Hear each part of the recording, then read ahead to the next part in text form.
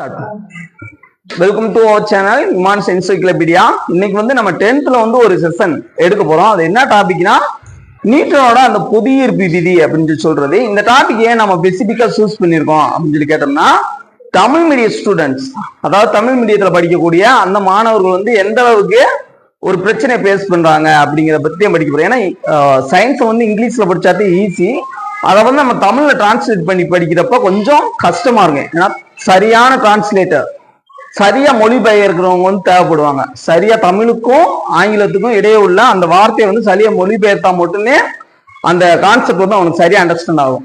இதுல இருக்க தப்பு என்ன அப்படிங்கிறதையும் இந்த இதுல பார்க்க போறோம்.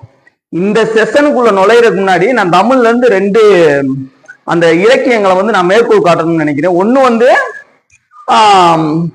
நமக்கு ரொம்ப ஃபெமிலியரான இந்த திருக்குறள்ல இருந்து கற்க கசடற அப்படிங்கிறது, அதாவது நம்ம கற்றுக்கிறத வந்து தெளிவா படிக்கணும், எந்த ஒரு மிஸ்டேக்ஸும் இல்லாம படிக்கணும் அப்படிங்கிறது.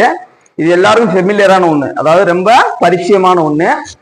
தென் அடுத்து பார்த்தோம்னா இந்த யாது முறை ஆபருங்கிறது 10 பாட்டு இதுல எல்லாம் வரும்ல, அந்த இதுல வந்து பார்த்தோம்னா ஒரு முக்கியமானது என்னன்னு கேட்டோம்னா, பெரியோரை வியத்தலும் இளமே, சிறியோரை இகழ்தல் அதனின் இளமே அப்படிங்கிறது.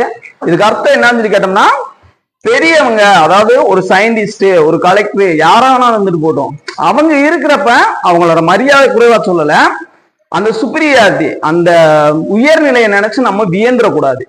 ஏன்னா அந்த பொசிஷனுக்கு நம்மளால போக முடியாதுன்னு நினைக்கிற அந்த இன்ஃபீரியாரிட்டி காம்ப்ளெக்ஸ், தாழ்வு மனப்பான்மை வந்து நமக்கு வந்துடும். அதனால அப்படி நினைக்க கூடாது. அதே சமயத்துல இவங்க சின்ன பையன், சிறியோரே இகழ்தலும் இளமே, அதாவது இவங்க சின்ன பையன், இவங்களுக்கு ஒண்ணும் தெரியாது அப்படின்னு சொல்லி ஒருத்தவங்கள இழிவாகவும் நம்ம நினைக்க கூடாது. இதை ஏன் சொல்றோம்னா, இங்க வந்து நியூட்டனோட புவியீர்ப்பு விதி, அதாவது நியூட்டன்ஸ் லா ஆஃப் கிராவிடேஷன்ஸ், இதைத்தான் நம்ம வந்து எக்ஸ்பிளைன் பண்ண போறோம். இதுல வந்து நியூட்டனோட லாவேவும் ஒரு இடத்துல பெண்ட் ஆகும், ஒரு இடத்துல தப்புன்னு சொல்லுவோம், ஒர்க் அவுட் ஆகாதுன்னு சொல்லுவோம். அதைத்தான் நம்ம இந்த செஷன்ல பார்க்க போறோம். இதுக்கான எவிடன்ஸோட இந்த கிளாஸ் இருக்கும் போது, ஒருவேளை இந்த தமிழோட இந்த புக்கு அடுத்த எடிஷனு, அதாவது இந்த தமிழ் புக் மீடியத்தோட இந்த 10th பொது ஈர்ப்பு விதி அடுத்த எடிஷன் பண்றப்ப இதை மாத்துறதுக்கு ட்ரை பண்ணுங்க. அதுக்காண்டி இந்த செஷனு. இப்ப பார்த்தோம்னா நியூட்டனோட பொது ஈர்ப்பு விதி அவர் இங்கிலீஷ்லயும் சொல்லியிருப்பாரு. அதுல தமிழ்ல எப்படி மொழிபெயர்த்திருக்காங்க அப்படிங்கிறது, தமிழ்ல மொழிபெயர்க்கிறப்ப அந்த மாணவர்கள் படிக்கிறப்ப அந்த லேர்னிங் அவுட்புட் அவங்க எப்படி அண்டர்ஸ்டாண்ட் பண்ணிக்குவாங்க, அதுல மிஸ்டேக்ஸ் என்ன அப்படிங்கிறத நான் சொல்ல போறேன். ஏன்னா நான் வந்து தமிழ் வழி கல்வி பயின்ற மாணவன். ஏன்னா அரசு மேல்நிலை பள்ளியிலேருந்து நானும் படித்தேன். அப்போ படிக்கிறப்ப புக்கு ஒரு மாதிரி இருந்துச்சு, அப்புறம் சிலபஸ் மாத்துறேன் அப்படி இப்படின்னு சொல்லி கொஞ்சம் மாற்றி அமைச்சிருக்காங்க. அதனால இதை சொல்றேன். இப்ப பார்த்தோம்னா நியூட்டனோட பொது ஈர்ப்பு விதி இது என்ன சொல்லுது, அப்படியே இந்த இருக்க வேர்டிங்ஸ அப்படியே இங்க எழுதி போட்டிருக்கேன். இதோட பக்கத்துக்கு கூட இப்ப பார்த்தோம்னா, அண்டத்தில் உள்ள ஒவ்வொரு பொருட்களின் ஒவ்வொரு துகளும் பிற துகளை ஒரு குறிப்பிட்ட விசை மதிப்பில் ஈர்க்கிறது. இதைத்தான் நியூட்டனோட கிராவிடேஷன் லான்னு சொல்லுவாங்க. அதைத்தான் அப்படியே அந்த வேர்டிங்ஸ் ஒரு லெட்டர் கூட மாறாம இங்க நம்ம எழுதி போட்டிருக்கோம். அண்டத்தில் உள்ள பொருட்களின் ஒவ்வொரு துகளும் பிற துகளை ஒரு குறிப்பிட்ட விசை மதிப்பில் ஈர்க்கிறது. அவ்விசையானது அவைகள் நிறைகளின் பெருக்கல் பலனுக்கு நேர் விகிதத்திலும் அவைகளின் மையங்களுக்கு இடையே உள்ள தொலைவின் இருமடிக்கு எதிர் விகிதத்திலும் இருக்கும் அப்படின்னு போட்டிருப்பாங்க. இது அப்படியேவும் டிரான்ஸ்லேட் பண்ணிருக்காங்க. ஆனா இதுல மிஸ்டேக்ஸ் இருக்கு. என்னன்னு கேட்டோம்னா, இப்ப இங்கிலீஷ்ல வர்றப்ப அதே இது எப்படி சொல்லியிருக்காங்க, நியூட்டன் சொல்லலாம் அப்படியே எப்படி வருது அப்படின்னு பார்த்தோம்னா, இங்க வந்து ஒவ்வொரு துகளும் சொல்லியிருப்பாங்க. துகள்னா பார்ட்டிகள்னு வர்றப்ப எதை குறிப்பிடுறாங்கன்னா கெமிஸ்ட்ரிக்குள்ள என்ட்ரி ஆயிடுவாங்க. அதாவது அணுக்களத்தையும் அவங்க குறிப்பிடுவாங்க. ஒவ்வொரு அணுவும் மற்றொரு அணுவை இழுக்கிறது, ஈர்க்கிறது அப்படின்னு சொல்லியிருப்பாங்க. இது வந்து தப்பான ஒரு இது, பார்ட்டிகள்ங்கிறது வரக்கூடாது. இது வந்து ஆல்மோஸ்ட் கரெக்ட் மாதிரி தெரியும். இப்ப இந்த இங்கிலீஷ் இதுல இந்த லாவை ஃபர்ஸ்ட் எக்ஸ்பிளைன் பண்ணிடுவோம். கரெக்டா எப்படி இல்லை, இந்த லா எப்படி, இதோட நேச்சர் எப்படி அப்படிங்கிற எக்ஸ்பிளைன் பண்ணிடுவோம். அதுக்கப்புறம் இந்த பிழை, அதாவது இந்த தவறை வந்து எக்ஸ்பிளைன் பண்ணுவோம். ஃபர்ஸ்ட் பாடம்னா, அண்டத்தில் உள்ள ஒவ்வொரு பொருளின் துகளும், துகள்னு இங்க சொல்றாங்க, பொருள்னு சொல்ல, ஒவ்வொரு துகளும் அதாவது ஆட்டத்தை பத்தி இன்டைரக்டா அவங்க சொல்லிக்கிட்டு இருக்காங்க. ஒவ்வொரு துகளும் மற்றொரு துகளை நிறைகளின் பெருக்கல் பலனுக்கு நேர்த்தகவிலும் அவற்றுக்கு இடையே அமைந்த தொலைவின் இருமடிக்கு அதாவது ஸ்கொயருக்கு எதிர்த்தகவிலும் அமைந்த விசையுடன் ஈர்க்கிறது அப்படிங்கிறது லா. இப்ப என்ன சொல்லி கேட்டோம்னா இதில் நம்ம தெரிஞ்சுக்கிற வேண்டியது நேர்த்தகவுனா என்னது, எதிர்த்தகவுனா என்னது, இதுவே முக்கியமா உனக்கு தெரியணும். நேர்த்தகவுனா என்னன்னு சொல்லி கேட்டோம்னா ஒன்னு ஏதோ ஒரு விசை ஏதோ ஒரு மதிப்பு அதிகரிச்சோம்னா இதுவும் அதிகரிச்சுன்னா அது வந்து நேர்த்தகவு. இப்போ வந்து ஃபோர்ஸ் அதிகரிக்கிறோம்னா ஃபோர்ஸ் அதிகரிக்கணும்னா மாஸ் அதிகரிக்கணும்னு வச்சுக்கோ. ஒரு எக்ஸாம்பிளுக்கு ஃபோர்ஸ் அதிகரிக்கும் மாஸ் அதிகரிக்குதுன்னா இது வந்து டைரக்ட்லி ப்ரொபோஷனல், அதாவது நேர்த்தகவுங்கிறது. இதே வந்து ஃபோர்ஸ் அதிகரிக்கிறப்ப மாஸ் வந்து குறையுதுன்னு வச்சுக்கோ, இது வந்து எதிர்த்தகவு. இதைத்தையும் சொல்லியிருப்பாங்க நேர்த்தகவு எதிர்த்தகவுன்னு சொல்லிட்டு. என்னன்னு சொல்லி கேட்டோம்னா ஒரு பொருள் மற்றொரு பொருளை இழுக்கிறது அப்படின்னு சொல்லி வச்சிருப்பாங்க. இப்ப நமக்கு தெரியும் பொருளுக்கும் ஒலிக்கும் இடையே உள்ள அந்த வித்தியாசம். பொருளுங்கிறது வந்து அணுக்களால் ஆக்கப்பட்டிருக்கும், ஒளிங்கிறது வந்து போட்டான்ஸ், அதாவது ஒளிங்கிறது லைட்டுங்கிறது வந்து போட்டான்ஸ் அலையாக ஆக்கப்பட்டிருக்கும். இது வந்து பிடிக்க முடியும் பிடிக்க முடியாது, உணர முடியும் உணர முடியாது அப்படிங்கிறது வந்து ஒரு பர்டிகுலர் பிளேஸ் இருக்கும் உலகத்துல. இந்த துகளுக்கு வந்து ஒளிக்கு வந்து ஒரு குறிப்பிட்ட இடம் கிடையாது, எந்த இடத்துல வேணாலும் இருக்கும் ஒரே நேரத்துல. இதுதான் அதுக்கான வேறுபாடு. இப்ப நம்ம வந்துன்னா ஒரு துகளை பத்தி பேசுறாங்க. ஒரு பொருள் இருக்க ஒவ்வொரு துகளும் அதே இதுல இருக்க மிஸ்டேக். ஒரு துகள் இருக்குன்னா அதுக்கு மாஸ் இருக்கு. ரெண்டு பொருள் பத்தி பேசுறாங்க. இப்ப இந்த ஆப்ஜெக்ட் இந்த பொருள் இருக்குன்னா இது வந்து சேரு, இதை வந்து M1 வச்சுக்கிறோம், சேரை வந்து M1 வச்சுக்கிறோம், இதுக்கு ஒரு மாஸ் இருக்கு. இந்த டேபிள வந்து M2 வச்சுக்கிறோம், இதுக்கு ஒரு மாஸ் இருக்கு, அது M2. இது ரெண்டுக்கு இடையில இருக்க டிஸ்டன்ஸ் இருக்குல்ல அதத்தே ஆறுன்னு சொல்லி குறிப்பிட்டிருப்பாங்க. ஆறுன்னு சொல்லி குறிப்பிட்டிருப்பாங்க. ஏன்னு சொல்லி கேட்டனா இதை வந்து டிஸ்டன்ஸ் அப்படின்னு சொல்லி இங்கிலீஷ்ல சொல்லுவாங்க. இங்கிலீஷ்ல சொல்றப்ப டீன்னு தானே குறிப்பிடணும், ஆறுன்னு சொல்லி குறிப்பிடாம டிஸ்டன்ஸ் டீன்னு தானே குறிப்பிடணும். இதான் கரெக்ட் தானே. ஒரு பொருளை இன்னொரு பொருளை குறிப்பிடுது அப்படிங்கிறது என்ன சொல்லியிருப்பாங்கன்னா ஒவ்வொரு துகளும் பிற துகளை, அதாவது அணுவை பத்தி தான் இவங்க பேசுறாங்க, அணுவோட மையத்துல இருந்து இழுக்குதுன்னு சொல்லியிருப்பாங்க. இன்டைரக்டா கெமிஸ்ட்ரி சொல்றாங்க. அணுவோட மையத்துல என்னப்பா இருக்கும், கரெக்ட் சொல்லு, புரோட்டானா உட்கருது நியூக்ளியஸ்ங்கிறது ஏதாவது ஒரு கம்பைனிங் ஃபார்ம். புரோட்டானும் நியூட்ரானும் சேர்ந்தது நியூக்ளியஸ், அதை சுத்தி வர்றது எலக்ட்ரான். இதே மாதிரி ஒரு பொருள் புரோட்டான் பிளஸ் நியூட்ரான் வச்சுக்கிறோம், அது சுத்தி வர்றது எலக்ட்ரான். இப்படித்தே இவங்க சொல்லியிருப்பாங்க. இப்ப பார்த்தோம்னா ஒரு துகள்ல இந்த சாக்கு எடுத்து இந்த சாக் பீஸ் எடுத்து நான் இது பண்ணுகிறேன்னா இதுல இருக்க துகள்கள் நிறையாவது விழுகுதுல, அதுல ஒரு துகளை எடுத்து பார்த்தாலே 1 கோடி அணுக்கள் இருக்கும், அதுல 1 கோடி ஆட்டம்ஸ் இருக்கும். அப்ப எவ்வளவு கம்மியான அந்த சைஸ்ல இருக்குன்னு பாரு ஆட்டம்ங்கிறது, புரியுதா? இப்ப இவங்க என்ன சொல்லிப்பாங்கன்னா நியூட்டனோட லா வந்து இதுவே கிடையாது. என்ன சொல்றேன்னா அவர் பொருளை பத்தி தான் சொல்லியிருப்பாரு. பெரிய பெரிய பொருட்கள், அதாவது ஒரு பிளானட் இருக்குன்னு வச்சுக்கோ, நம்ம எர்த் இருக்குன்னு வச்சுக்கோ, பூமிங்கிறது ஒரு பொருள்னு ஆப்ஜெக்ட்னு அவர் கன்சிடர் பண்ணியிருப்பாரு. தென் பார்த்தோம்னா மூன், அதாவது நிலவை வந்து ஒரு பொருளா கன்சிடர் பண்ணியிருப்பாரு. ரெண்டு கடையில் உள்ள டிஸ்டன்ஸ், அது வந்து நிலவு வந்து பூமியை இழுக்கும், பூமி வந்து நிலவை இழுக்கும். எப்படி இழுக்கும் அப்படின்னு சொல்லி கேட்டோம்னா நிலவுக்கு ஒரு மாசு இருக்குமா, ஒரு எடை இருக்குமா, மாசுக்கும் வெயிட்டுக்கும் நிறைய டிஃபரன்ஸ் இருக்கு. அதாவது நிறைக்கும் எடைக்கு இடையில நிறைய டிஃபரன்ஸ் இருக்கு. அதை வந்து அடுத்த கிளாஸ்ல சொல்றேன். இப்போ வந்து ரெண்டையும் கம்பெனிக்காக நீ யூஸ் பண்ற உன்னோட அண்டர்ஸ்டாண்டிங்காக வேண்டி எடை யூஸ் பண்ணுவேன், சில நேரத்துல மாசுன்னு சொல்லி யூஸ் பண்ணுவேன். ஆனா ரெண்டுமே கிட்டத்தட்ட கரெக்டாவே வரும். மாசுங்கிறது இருந்தாலே இடங்கிறது வந்துடும், இதுதான். இப்ப நிலவுக்கு, அதாவது மூணுக்கு வந்து ஒரு மாசு ஒரு இடம் இருக்கும். அதே மாதிரி எர்த்துக்கு வந்து, அதாவது பூமிக்கு வந்து ஒரு இடம் இருக்கும். ரெண்டு கடையில் உள்ள டிஸ்டன்ஸ் வந்து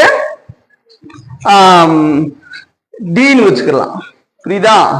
அப்படி வைக்கிறப்பத்தே இந்த நியூட்டனோட லா வந்து ஒத்து போகும், புரியுதா? ஒவ்வொரு பொருளும் மற்றொரு பொருளையும் நிறைகளையும் பெருக்க பலனுக்கு நேர்த்தகவலை ஈர்க்குது அப்படின்னு சொல்லியிருப்பாரு.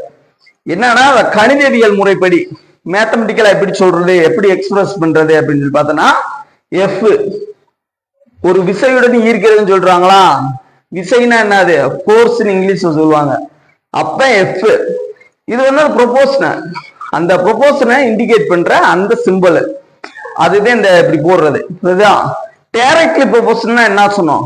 ஒன்னு அதிகரிச்சோம்னா இன்னொன்னும் அதிகரிக்கணும். ஒன்னு இன்க்ரீஸ் பண்ணோம்னா அது எதா வேணாலும் இருந்துட்டு போடலாம். ப்ரெஷரா இருக்கலாம், வால்யூமா இருக்கலாம், ஏதோ ஒரு யூனிட்டா இருக்கலாம். ஒன்னு இன்க்ரீஸ் பண்ணோம்னா இன்னொன்னு இன்க்ரீஸ் ஆச்சுன்னா அது என்னது? டைரக்ட்லி ப்ரொபோஷனல், அதாவது நேர்த்தகவு. இங்க வந்து ஃபோர்ஸ் மாஸ் அதிகப்படுத்துறோம் ரெண்டு பொருளுக்கும், M1க்கும் M2க்கும். இது எர்த்துன்னு வச்சுக்கோ, இத 3ன்னு வச்சுக்கோ.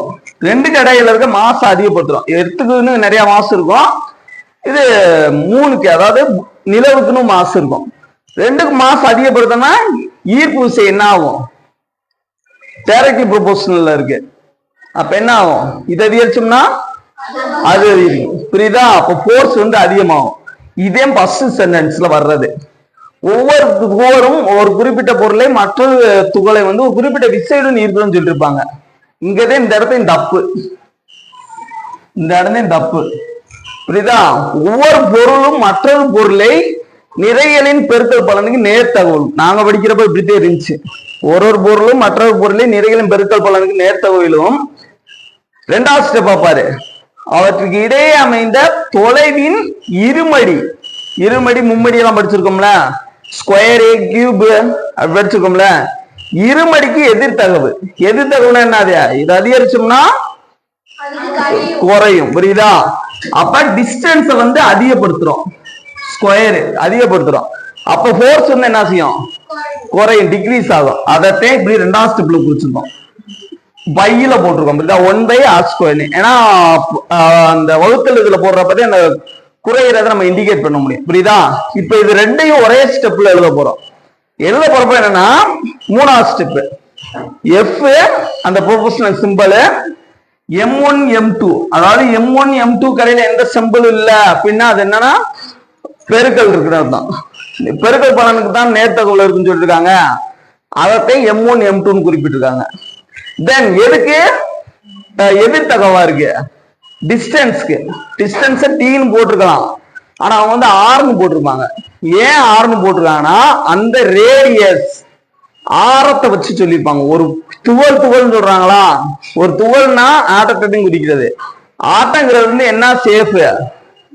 ஸ்பெரிக்கல் இன் சேஃப், அதாவது கோள வடிவமா தான் இருக்கும் ஆட்டங்கிறது. அப்ப கோள வடிவமா இருக்குன்னா அதோட மையத்துல இருந்து அவுட்டர் பாயிண்ட் வரைக்கும் இருக்குது என்னது? அவுட்டர் பாயிண்ட் வரைக்கும் இருக்கிறது என்னது?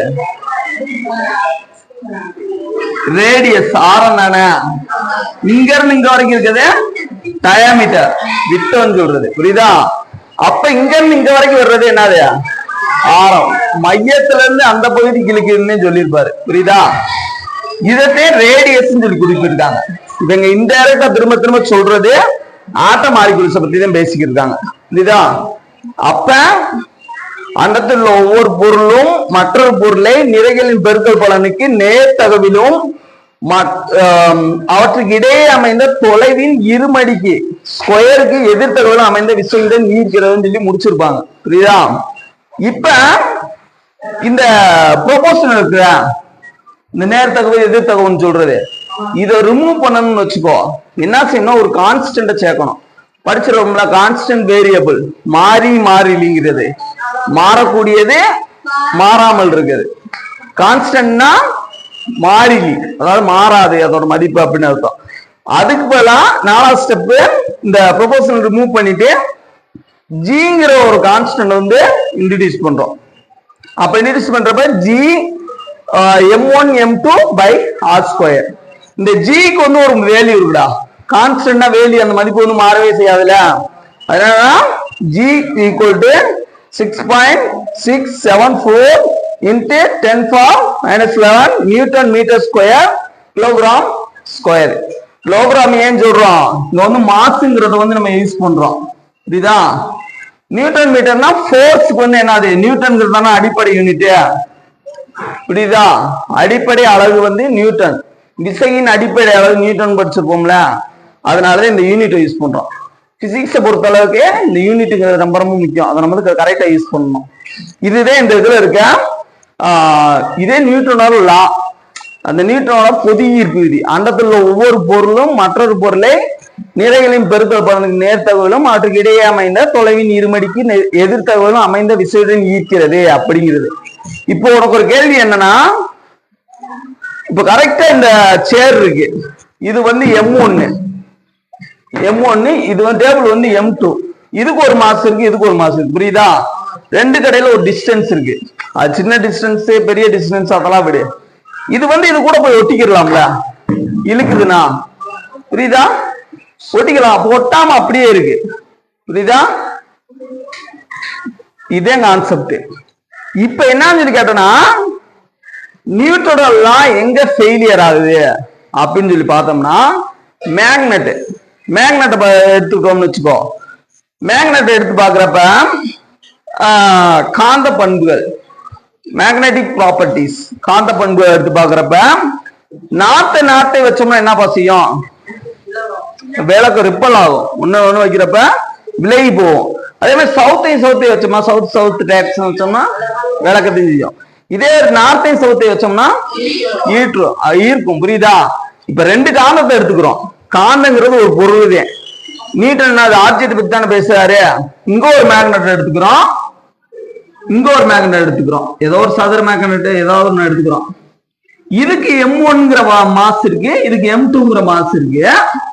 இதுக்கு வந்து டிஸ்டன்ஸ் ஒண்ணு இருக்கு, அதை வந்து அவங்க சொல்ற மாதிரி ஆர்னு குறிச்சுக்கிறோம்னு வச்சுக்கோ, ஆர் ஸ்கொயர்னு குறிச்சுக்கிறோம்னு வச்சுக்கோ.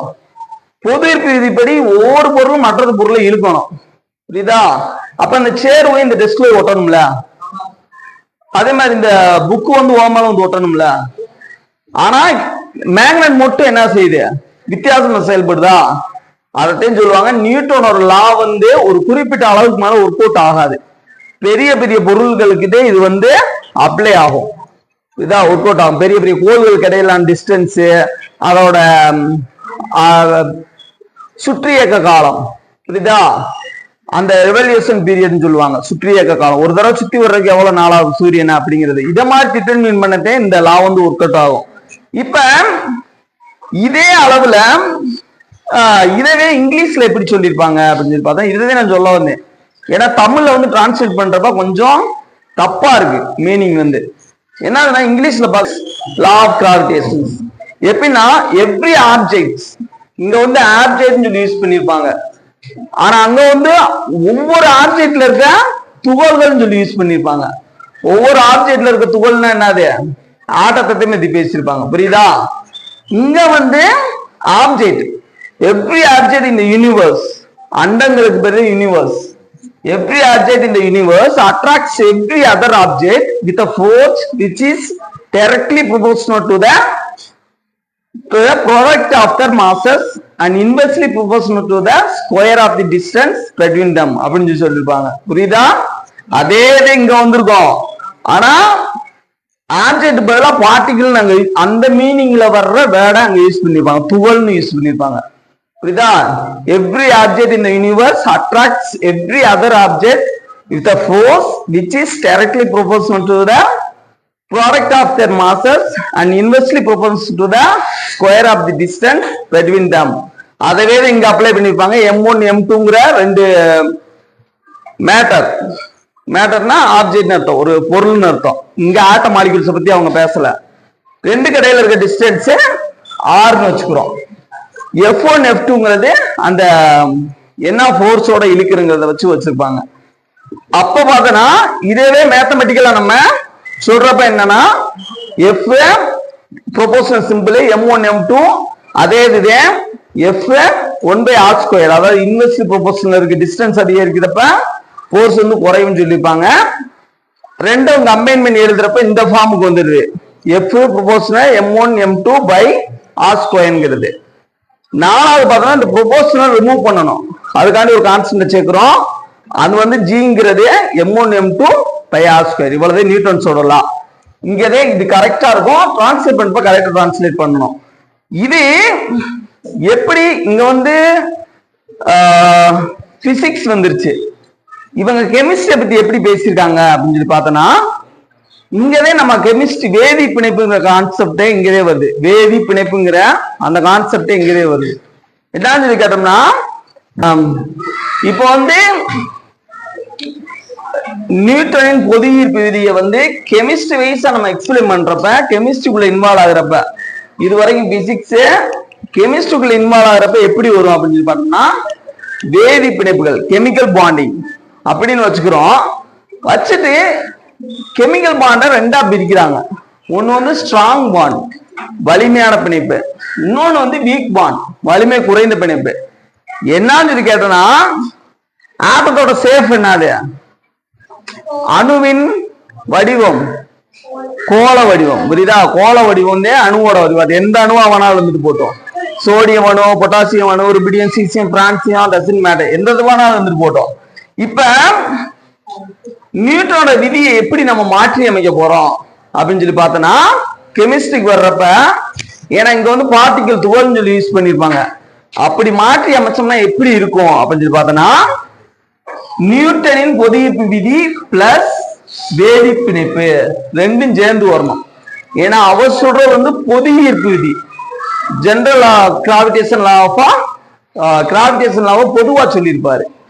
இங்க வந்து அப்ப சொன்னோம்னா F is equal to, அதாவது force is equal to G m1 m2 by r square plus என்ன பாண்டோ அதை போட்டுக்கிறோம் NaCl.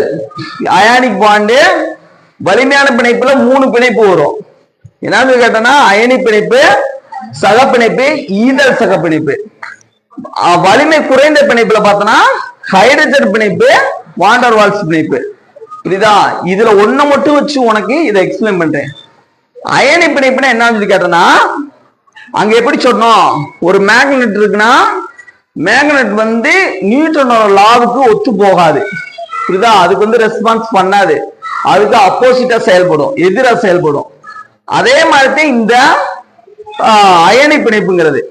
அயனி பிணைப்புல என்னன்னு சொல்லி கேட்டா ஆக்சுவலி இந்த கெமிக்கல் பாண்ட் உருவாகுறப்ப எலக்ட்ரான் டிரான்ஸ்ஃபர்மேஷன் நடக்கும். 2 எலக்ட்ரானோ 4 எலக்ட்ரானோ அங்கிட்டு டிரான்ஸ்பர் ஆகுறது கெமிக்கல் பாண்டிங்னு சொல்லுவோம். ஆனா அந்த அயனி பிணைப்புல மட்டும் எலக்ட்ரான் டிரான்ஸ்ஃபர்மேஷன் நடக்காது. ஜஸ்ட் எலக்ட்ரோஸ்டாட்டிக் ஃபோர்ஸ் ஆக்ட் ஆகும். எலக்ட்ரோஸ்டாட்டிக் ஃபோர்ஸ்னா வேற ஒண்ணும் கிடையாது, நிலைமின் ஈர்ப்பு விசை. இப்ப பார்த்தோம் வச்சுக்கோ, Na பிளஸ்ங்கிறத NaClங்கிறது என்னப்பா? Na சோடியம், Clங்கிறது குளோரைடு, சோடியம் குளோரைடு. இது வந்து நம்ம வீட்டுல சாப்பிடுற அந்த எடிபிள் சால்ட் இருக்குல்ல, உப்பு, உண்ண தகுந்த உப்புகள். இது எப்படி பிரியும்னா Na பிளஸ் ஆகும், Cl மைனஸ் ஆகும் பிரியும். இப்ப நம்ம மேக்னெட்டிக் ப்ராப்பர்ட்டி பார்த்தோம்ல, ஒரே பக்கங்கள் என்ன செய்யும்? நார்த்தும் விளக்கும், சவுத்தும் சவுத்தும்டா விளக்கு ரிப்பல் தான் பண்ணும். இதே நார்த்தும் சவுத் என்ன செய்யும்? புரியுதா? இப்ப இங்க என்ன ஃபார்முலா இருக்கு? Na plus Cl minus. அப்ப ரெண்டு என்ன செய்யும்? அட்ராக்ட் பண்ணும். அதே ரெண்டும் வந்து இழுக்குது. இது நிலைமின் ஈர்ப்பு விசைன்னு சொல்லுவாங்க. இங்கிலீஷ்ல வந்து எலக்ட்ரோஸ்டாட்டிக் ஃபோர்ஸ்ங்கிறது. புரியுதா? Opposite charges attract each other. எதிரான அந்த சார்ஜஸ், அந்த இது வந்து மின் சுமை வந்து ஒன்றை ஒன்று இணைக்கும். இதை வச்சு பாக்குறப்ப நியூட்டனோட அந்த லா வந்து அந்த மைனூட்டா போறப்ப குவாண்டம் மெக்கானிக்ஸ் படிக்கிறப்பதே காலேஜ்ல உனக்கு சொல்லி தருவாங்க. குவாண்டம் மெக்கானிக்ஸ்ங்கிறது ரொம்ப ரொம்ப டஃப்பான டாபிக், இந்த டஃப்பான ஒரு பிரான்ச். குவாண்டம் மெக்கானிக்ஸ், இந்த தெர்மோடைனமிக்ஸ் இதெல்லாமும். இதுல பார்த்தோன்னா நமக்கு அந்த நியூட்டன் லா வந்து ஒரு லெவலுக்கு மேல ஒர்க் அவுட் ஆகாது. புரியுதா? அதைத்தான் இங்க சொல்லியிருப்பாங்க. Na பிளஸும் Cl மைனஸும் ஒன்னு அட்ராக்ட் பண்ணுது. அதுதான் இங்க வந்து இதா இருக்கும். இதே வந்து இதுல பாக்குறப்ப ஸ்ட்ராங் பாண்ட்ல பாக்குறப்ப, இதே வலிமை குறைந்த பிணைப்புல பாக்குறப்ப ஹைட்ரஜன் பிணைப்பு, வாண்டர் வால்ஸ் பிணைப்பு. வாண்டர் வால்ஸ் பிணைப்பு வந்து எதுல ஏற்படும்? ஹைட்ரஜன் பிணைப்பு வந்து லிக்விட்ல ஏற்படும். இது வந்து inter molecular, intra molecular hydrogen bond சொல்லி 2 இருக்கு. இது ஒரு பெரிய டாபிக். புரியுதா? அதாவது வாட்டர் வந்து ஏன் லிக்விட் ஃபார்ம்ல இருக்குன்னா அதுல ஹைட்ரஜன் பாண்ட் இருக்கிறதுனால லிக்விட் ஃபார்ம்ல இருக்கு. இது வாண்டர் வால்ஸ் ஃபோர்ஸ் வந்து கேசியஸ் மாலிகுல் கடையில இருக்கும். மாலிகுல்னா என்னது? 2 ஆட்டம் சேர்ந்ததான மாலிகுல். அப்ப SO2 இருக்குன்னு வச்சுக்கோ, இந்த SO இப்படி வச்சுக்கோ. இல்ல carbon di oxide C double bond O இதே கார்பன் டை ஆக்சைடோட ஸ்ட்ரக்சர். இந்த ரெண்டு ஆட்டத்து கடையில கேசியஸ் ஃபார்ம்ல இருக்க ஆட்டத்து கடையில இல்ல இந்த மாலிகுல் கடையில இந்த மாலிகுல் கடையிலையும் என்ன ஃபோர்ஸ் இருக்கு அப்படின்னு சொல்றதே வான் டெர் வால்ஸ் ஃபோர்ஸ். இது ரொம்ப ரொம்ப வீக்கா இருக்கும். இப்ப நம்மளோட கான்செப்ட் என்னன்னா நியூட்டனோட லா கூட பெர்ஃபெக்டா மேட்ச் ஆகணும்னா பிசிக்ஸையும் பிசிக்ஸ் கூட கெமிஸ்ட்ரி கலந்து கொண்டு வரணும். அப்ப அந்த பார்ட்டிக்குங்கிற வார்த்தை கரெக்ட். ஒவ்வொரு துகளும் மற்ற அண்டத்தில் உள்ள ஒவ்வொரு பொருளினுடைய துகளும் மற்ற துகளை இந்த விசையோட இருக்குது அப்படின்னு சொல்லியிருப்பாரு. ஆனா அவர் பொருளை மட்டுமே பேசியிருப்பாரு. இதா துகளை பத்தி பேசிருக்க மாட்டார். துகள்ங்கிறதே ஆட்டத்தை பத்தி சொல்றது. இப்ப இதே கான்செப்ட பயாலஜியை வச்சு நம்மளால எக்ஸ்பிளைன் பண்ண முடியும். என்ன கேட்டோம்னா செல் தியரி. செல் தியரிங்கிற ஒரு கான்செப்ட் இருக்கு. என்ன கேட்டோம்னா இதோட இந்த செஷன் முடிஞ்சுப்பா, நல்லா கவனிச்சுக்கோ.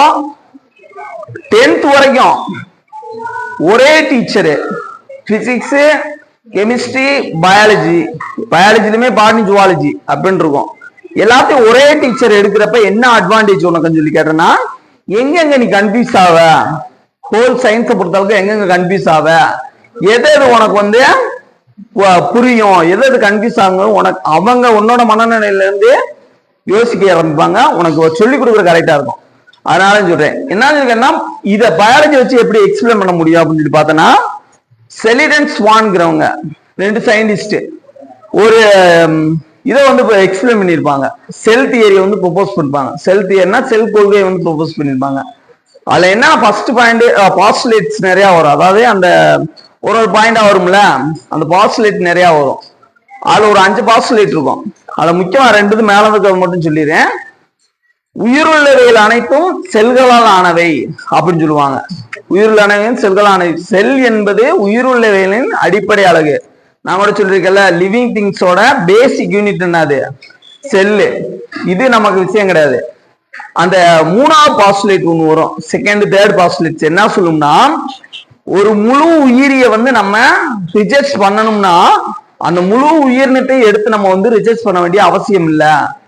அதுல இருந்து ஒரே ஒரு செல்லை மட்டும் எடுத்து ரிஜெக்ட் பண்ணோம்னா அது ஹோல் அந்த முழு உயிரினத்தையும் என்டையர் அனிமலையும் ரிஜெக்ட் பண்ணதுக்கு சமம். ஏன்னா அதுல இருக்க எல்லா ப்ராப்பர்ட்டிஸும் இந்த செல்லுல வரும் அப்படின்னு சொல்லியிருப்பாரு. இதை எப்படி நம்ம கணக்கு இது பண்றோம்னா, இந்த கேலக்சி இருக்குல்ல, சன்னை தவிர எல்லாமே ஆப்ஜெக்டாலதே இருக்கும். அதாவது தொடக்கூடிய பொருட்காலதே இருக்கும். சன்னுல மட்டும்தான் எனர்ஜியாவும் இருக்கும். Entire form of energy. அங்க வந்து மாசு கிடையாது, இதே கிடையாது. எனர்ஜி வந்து மாசா வருது, அந்த மாதிரி வரும். இதுதான் மிச்ச தூரம் பொருட்கள் தானே இருக்கு. செவ்வாய் கிரகம் இருக்கு, மார்ஸ், மெர்குரி, இப்படியெல்லாம் பிளானட்ஸ் இருக்குல்ல. இந்த பிளானட்லாம் நம்ம ஆஸ்ட்ரோனட்ஸ், அந்த மேல போறாங்களே விண்வெளி வீரர்கள், அப்படி போய் ஆராய்ச்சி பண்ண தேவையில்ல. நம்ம பூமியில இருக்க மண்ணுல இருக்க ஏதோ ஒரு துகள், இந்த சாக்பீஸ்ல இருக்குன்னா அந்த சாக்பீஸ்ல 1 கோடி அணுக்கள் இருக்குங்க, ஒரு துகள். இது பூரா துகள்கள். இதுல ஒரு துகளை பிடிச்சோம்னா எவ்வளவு கம்மியா இருக்கும். அந்த ஒரு துகளை எடுத்து பார்த்தோம்னா இந்த ஹோல் யூனிவர்ஸேவே நம்ம வந்து ரிஜெக்ட் பண்ண முடியும், அளந்து ஆராய முடியும் அப்படின்னு சொல்லி சொல்லிருப்பாங்க. இதே இந்த கடவுளின் துகளை கண்டறிய போறோம் அப்படின்னு சொல்லி சில வருஷத்துக்கு முன்னாடி கூட நம்ம பகுதியில் இந்த போடியில எல்லாம் இது பண்ணிக்கிருந்தாங்கல்ல, மலையை குறைஞ்சு இதத்தையும் பண்ணிக்கிருந்தாங்க. புரியுதா? இதே ஹோல் கான்செப்ட். இப்ப நியூட்டனோட பொது ஈர்ப்பு என்னன்னா, அண்டத்தில் உள்ள ஒவ்வொரு பொருளும் மற்றொரு பொருளை ஒரு குறிப்பிட்ட விசையுடன் இழுக்கிறது, ஈர்க்கிறது. அது எப்படின்னா நிறைகளோட பெருக்கல் பலனுக்கு நேர்த்தகவு. நேர்த்தகவுனா இது அதிகரிச்சோம்னா அதை அதிகரிக்கணும், மாசு அதிகரிச்சோம்னா போர்ஸ் அதிகமாகும். தென் அப்புறம் பார்த்தோம்னா அவற்றுக்கு இடையே அமைந்த தொலைவின் இருமடிக்கு ஸ்கொயருக்கு எதிர்த்தகவல் அமைந்த விசையுடன் ஈர்க்கிறது. இதைத்தான் அந்த இதுல சொல்லியிருப்பாங்க. அப்புறம் G capital M small M அப்படின்னு சொல்லி ஆர் ஸ்கொயர்னு முடிச்சிருப்பாங்க. இத துகள்னு வரக்கூடாது. அண்டத்துல ஒவ்வொரு பொருளின் துகளும் மற்றொரு துகளை அப்படி வரக்கூடாது, வந்து தப்பு. கெமிஸ்ட்ரி கூட வரப்பதே இப்படி வரும். இங்கிலீஷ்ல நல்லா இருக்கும். ஏன்னா அவர் வந்து இங்கிலீஷ் தமிழ்ல ஓலைச்சுவடி வச்சு எழுதிக்கிட்டு இருக்கல. அவர் வந்து தமிழ்ல தப்பாலும் சொல்ல, தமிழ்ங்கிறது ரொம்ப ரொம்ப ஹை. புரியுதா? தமிழ்லாம் பிலாசபர். அவங்க ஒரு பெரிய விஷயத்த சின்ன விஷயமா சொல்லிட்டு போயிடுவாங்க. அதையும் தமிழை பொறுத்த அளவுக்கு இருக்க பிரச்சனை. அப்ப இந்த இங்கிலீஷ்ல நல்லா கொடுத்துருப்பாங்க. Each and every object in the universe attracts every other object with a force which is directly proportional to the product. ப்ராடக்ட்னா அங்க வந்து பெருக்கல் பலன். புரியுதா?